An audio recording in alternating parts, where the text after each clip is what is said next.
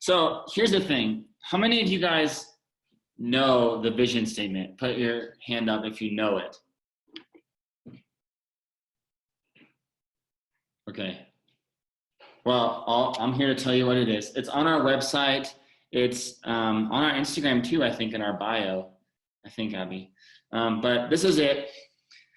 And you've heard it before. You're going to be like, oh, I know. But it's love the lost and build the kingdom. Okay, we've shared it at team nights. It's been that for like a year and a half, maybe a year. So when we first started home, Brooke and I didn't really know what we were doing. And no one was really helping us. We just got hired for $500 a month to do this thing. And we're like, okay. And so we didn't have a vision statement. We just like wanted to start a group and felt led to do that, whatever. But we were flying to Florida once and we were praying for home together on the plane and just like listening. We didn't have AirPods back then. We shared headphones. We were doing better now. But, and we were listening to music together and praying, and we felt like right away we got love the lost, build the kingdom. And the reason I want to share this tonight with you guys is because we all have passions and skills, and some of us, love church. Some of us are learning how to love church. Some of us are new to faith. Some of us have never not been a Christian, But what's most important is obviously we all love Jesus, but also that we all share the same vision. Because in a way, like if Brooke and I, we're married, right? But yet I want to, be a successful businessman and she wants to live on a farm. Like we're not going to be a good unit. You know what I mean? There has to be give and take for both sides. And we have to agree on one thing, like this is what our life is for. And so for our team, our family, yeah, we all have different passions and skills, yet we have to agree on one thing, like why are we doing this? Like why are we alive? Why do we exist? And what we got from the Lord on that plane, a year and a half ago or whatever, is love the lost, build the kingdom. So I'm going to talk about that. What does that mean? Because it's, it's kind of very vague in a way, but we're going to give the biblical references for that and everything. So if you want to write it down, that probably would be good, but you don't have to. But sometimes it's helpful because again, this is your life. I know it's like, oh, I'm not home, but really you are home. If God asked you to be here, you're a huge part of it. Whether you think you're small or not, you're a huge part of it. So here's the first thing. Love the lost. Okay, that's the first part of that vision. And so I think one of the reasons that the Lord gave this to us is because when we stepped into home, we were leaving being full-time missionaries, like living off of $1,500 a month, but yet somehow being able to go to other countries. The whole thing, like all the memes were true. And so we had stepped out of this very missional community with very missional minded. And then coming into this, being asked to start a neighborhood community, like the church is in a neighborhood. I think what the Lord was doing was showing us that like missions is not something that you do just for other nations. It's something you do for your neighbors as well. And I think for us, like this community exists to love anyone and everyone that's anywhere. I think sometimes we think that it's like, you go on a missions trip to love lost people, or you go and you serve once a month at, the soup kitchen, or you do your little outreach thing and then you're done. But if you look at the life of Jesus, he lived a life that was on mission. And so if we're called to follow Jesus, not just believe in him, we're called to follow him. That means that we're following him into those areas. So every single day we love the lost. So for Home Downtown, and this is it. Like you guys are Home Downtown. There's no one else. Like all the volunteers and us and the leaders, like that is Home Downtown. It's not just the talents of a few. It's the sacrifice of many. Okay. That's what makes a family. That's what makes an actual real life church. We're not a YouTube channel. We're not a podcast. We're real people. And so every single day we want to love lost people. And so that's not just on a Thursday. That's why we ask people to comment on Instagram, to respond to messages. Like, you responding to us, that's loving us. And we're lost a lot of the time. it's just so important to live a life that's on mission. Like, we don't want to leave our life up to chance. Like, oh, I hope things work out. Like, no, God's given us a lot of power, a lot of community, a lot of grace, and a lot of love, so we can build an intentional life with him. I think if you think your life is boring, then you need to step into what Jesus has and not what you have, because what you're thinking sucks in comparison to what he has planned. And so I think a lot of people are too afraid to do that because they think if they love other people, then they're not going to get anything back in return. But the love that we have from the Lord is enough to give out love freely to anyone, to a gay person, to someone who hates the church, to a crippled person, to someone that's a prostitute or whatever. It's enough to love all types of people. And so anybody can come to home.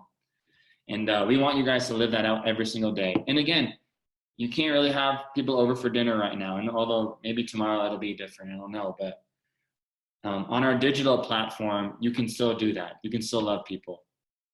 And again, you don't have to do this for Jesus to love you. You already have his love, and that's why we do it. We do it because he's loved us, and so we get to share that, and we lose nothing. We gain something by sharing, but we lose nothing. And so for the biblical reference for this, why we have this, is 1 John 4:16, and it reads this: "And we ourselves know and believe the love which God has for us." So that's us, we're Christians. We know and believe that God has love for us. God is love, and those who live in love live in union with God, and God lives in union with them. And so if you live in love, you're actually living with God. And so you see a lot of Christians that, go to church, they read the Bible, they're super good at that, but it's almost like they don't know love because they're so rude. They don't tip the barista, they don't tip their waiter, they push you out of the way, they're mean, whatever, they're grumpy. If Mitch and Julia, I see you guys reacting. It's so true. Some pastors come in and they don't tip. I'm like, yo, what the heck are you doing? It says if you live in love, you live in union with God. And so it really doesn't matter how much of the Bible you know, how long you've served Jesus, who your mom or your dad are, where you came from. What matters is that you live in love, because if you live in love, you are in union with God. And so we know that union with God is the best place to be, right? Like that's what we all want, that. Like that's closeness to the Lord, that's walking with him. And so if you want to do that, you have to live in love. There's no other option. Doesn't matter how much money you have, if you graduate school, if you're a doctor or a nurse, if you're this or that, it doesn't matter. All that matters is that you live in love. And so I think we put too much focus on other things, and living in love, we just leave up to chance. Like, oh, I'm a Christian, so that'll just naturally come out of me. It will not naturally come out of you. You have to choose to step with the Lord and with him every day in love, to have union with him and to let it out. Too many of us have had bad experiences at churches because Christians were judgmental or religious, and we're like, oh, well, you can't wear that, or you can't do this. We're not going to be like that. Home is different, and it can only work if we all agree. Amen. Thank you for that. Amen. You want to say anything else? It's good. You're doing great. Thank you so much. And so the next part is build the kingdom, or as I like to say, BTK. Shout.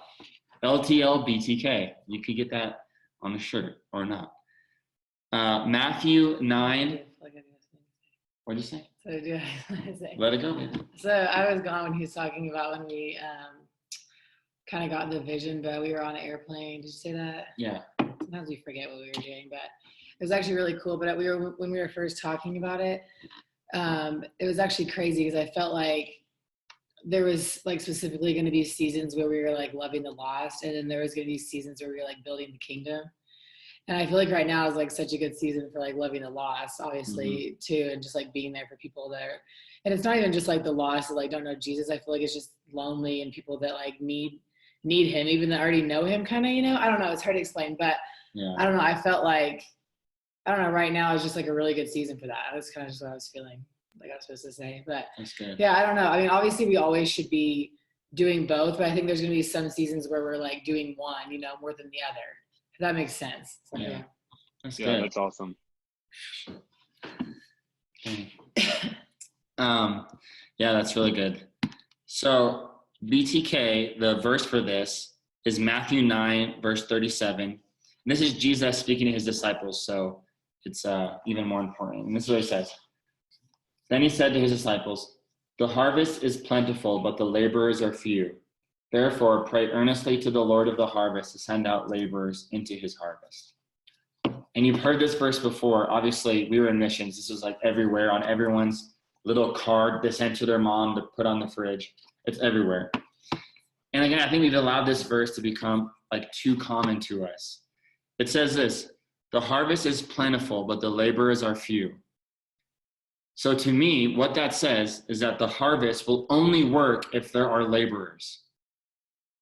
The harvest will only happen if there are laborers. And it says that there's few of them. And so this is why it's so hard to get people in church to stop spectating and to start engaging. It's been happening for thousands of years. It says the harvest basically will not happen unless there are laborers. But it says if there are laborers, then the harvest is plentiful. There's a lot that's going to happen. You'll see many things. Like, this is just what I get from this. Like, if you want to see a revival, then you have to labor for it in a way. Like, obviously, it doesn't, like, we're not the answer to prayers, but we're a part of the answer to prayers. Want to say hi? Okay. Okay, short break. Hi, Park. That's so funny. See everyone's hands. Okay. Tiff's not on here. We'll kill her later. But does that make sense to everyone? Yeah, it totally does. Okay. Yeah, that's so good. One thing I want to touch on too is like, one thing that people like to say, and you've probably heard this before, is that when people preach or teach or whatever, like working with God, people will say, "Oh, that's striving. You're striving, this or that." And I just want to end that for all of us. In the Bible, the word striving or to strive is used positively way more times than it's used negatively, okay? So striving is not bad. Striving to earn God's love is bad, but striving to show God's love is what we're actually supposed to do. Like, we should want to, like, I strive to love Brooke better every day. That doesn't mean that I'm like doing it wrong. Like, I want my kids to know that I love them. So I work hard and I strive to make that possible, right? And we want to see a harvest of people getting set free from sin. And so we intentionally build the kingdom by using our gifts, using our talents, using our passions, and doing things that we don't want to do. That will happen more often than anything else, to make it possible. One thing that I always tell our leaders is that if you want to have a good team or have people meet Jesus or anything important, what you have to do is work hard to remove roadblocks for people. Like, for example, like for some of you, like, it may be hard to get to church one week. And so what we're going to do as leaders is we're going to send someone to go pick you up. We're going to remove the roadblock of not having transportation so that you can get to church where God wants to meet you. And he wants to meet you everywhere. But we believe that he set up his church to experience even more because we come together. We're 2 or more gathered. So give me 200, you know what I mean? And so people may say that you're striving when you work hard, but listen, working hard is so biblical, it's insane. And I think it's 1 Thessalonians. It says that the city should know you by how hard you work. They should say, "Oh, those people love God because they work for him." Like, it says that your labor is not in vain, right? And it even says here, the laborer. So we should labor for the Lord. Again, it's not striving. We already know he loves us no matter what. We have it. We'll never lose it. We didn't deserve it, yet we still have it. It's not for love. It's for other people. It says, count others more significant than yourself. And so how do you do that? Well, you remove roadblocks for them to meet Jesus. You make it as easy as possible for them to meet Jesus. So you may say we're not missionaries anymore, but I would strongly disagree. I've never been more on mission than I ever have. Come on. And so some of you may be saying, "Well, we're not missionaries." You are more of a missionary than you've ever been right now. You cannot love a nation until you can love your neighbor. So some of you, if you want to get overseas, you got to love your neighbor first before you get there. You want to say anything? Okay. Park's being weird, but I think it's fine now. But this is all we're trying to do is love hurting people, love every day, and then use our hands and our feet that God has given us, our passions, our knowledge, our skills, to build whatever it is God has put in front of us. So for example, like a lot of you guys have been watching the soaking sessions, and that's really blessed me. It's been really cool. So I'll turn that on when I go on walks or something, or Brooke and I listen to it together before bed, because you can watch it anytime. And Katie's in Austin's, and Rebecca has been doing it a couple times, and then I did one last night, and it was really cool. God gave me a little song that was sweet. I started crying, but anyway, God's really meeting us in those sessions. But listen, if people want to have worship available for them, then somebody has to labor to make it happen. They have to build the kingdom by making it happen. And guess what? Adam has been doing so much work behind the scenes, and Isaiah too, and Jeff helped on Thursday. Yes, beautiful. I love that. It's so cool that you guys are clapping. That makes me happy. But like, they've been doing so much work, and no one knows that they're there. And guess what? None of them care at all, because it's not for them. It's for other people. It's for Jesus to meet other people. And so the soaking sessions have touched us who are found, but it will also reach people that are lost. So if you ever have been thankful for anyone on the team, be thankful for Adam and Isaiah and Jeff, because they're doing so much work right now. Seriously. We do not have any money. Like, our tithing is gone down in this time. We don't have a lot of money to spend. The whole church in general, the budget's gone down, but yet we're making it happen because people are working hard and laboring so that the harvest will be possible, because it will not be possible unless there are laborers. Jesus wants to work through people. That's why he's inside of us. That's why we have the Holy Spirit, so we can work with him and work for him, and all, it's all together in a big biblical story that I don't have time to get into right now. But I want you to know, I want to tell a story because I want you to understand this point, because some people are going to think that it's stupid and pointless and doesn't make sense, and you'll understand when I tell you the story. But sorry, my mind is going so fast, the wheels are turning, that my mouth cannot keep up.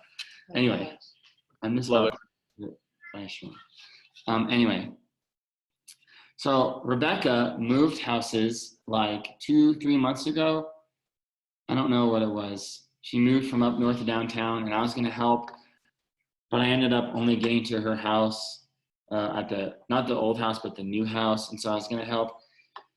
And Tom and Adam and I were moving stuff, and we're taking stuff upstairs and all this. And we finish up helping her, and we're about to leave. And I say to them, I say, Rebecca, thank you so much for letting us help you.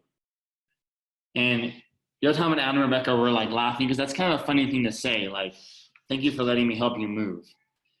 And I was kind of surprised that they were laughing, because I actually did mean it. Like, I actually meant it. Like, that was really cool that you let us help you. And then I realized something, that's really weird to say that. That actually is very weird to say, like, thank you for letting me unclog your toilet. Like, thank you for letting me buy you dinner or whatever. That's weird. But I think at Home Downtown, we are not meant to be normal. And if people think that we're weird, then we're probably doing it right. Because I would rather be known as somebody who says, thank you for letting me serve you, than someone who says, how are you going to serve me? Yeah, come on. Like, is this worship good enough for me? Is this church like big enough for me, or whatever? Like, what I would rather be known for is someone who tells someone, thank you for letting me help you move. Because Jesus tells us to count others more significant. And there's so many biblical stories that I could share, but I don't have time. But it's like, we should count it as a blessing when we go through trials. So right now, we should be count it as a blessing. We should be expectant. And also, we should count it as a gift when we get to serve other people, because that is us becoming closer to Jesus. And that is the ultimate gift. Yeah. And so some people would say, like, oh, I'm too tired, I'm too weak, I'm too busy, whatever. And we're not trying to force you into anything, but we are giving you beautiful opportunities to meet Jesus more than you ever have, to be blessed by him more than you ever have, and to create a testimony for someone who desperately needs you to step into what Christ has given you. So many people, we come and we spectate every Thursday, or we come and we spectate every day stories of what God's doing on YouTube and Instagram, and we're like, wow, that's so cool that church is doing that. I wish my church would do that, or I wish that my city would do that. And yet, like, that's all in our hands. That's up to us. And so we're giving you a platform to love lost people and to build the kingdom. And it all is creating a testimony that no one can take away from you. They can take away the church building, but they cannot cancel the church. And so if you think that you can't serve right now, you can't love other people, then you're seriously mistaken. Like right now, people are desperately in need of you more than they ever have been.